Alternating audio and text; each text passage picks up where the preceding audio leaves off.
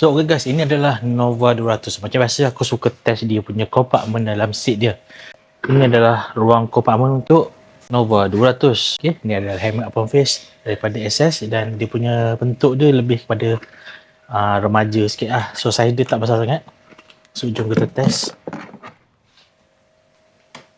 Okay.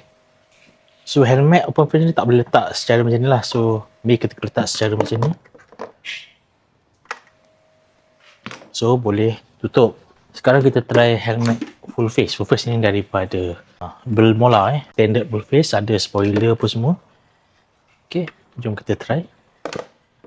Helmet ni macam ke dalam sikit.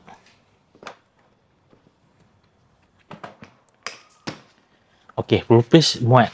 Okay, so kita kena letak macam ni baru boleh dapat. Okay, dua-dua boleh. Okay, fun fact, helmet open face daripada X-Dot pun tak boleh tau. Aku dah try banyak kali dah, so masih tak boleh tutup. X-Dot pun tak boleh.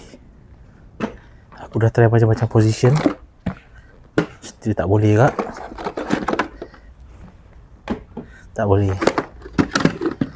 Ini lagi tak boleh. Tak boleh. Ini pun lagi tak boleh. Kita dah try kan memang tak boleh. So agak kelakar helmet macam ni pun tak boleh. Aku peliknya full face macam ni boleh. Maybe sebab bentuk dia lebih leper kan.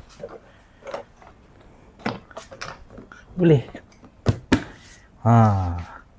Sangat misteri kenapa helmet open face tak boleh. Open full face boleh pula. Agak misteri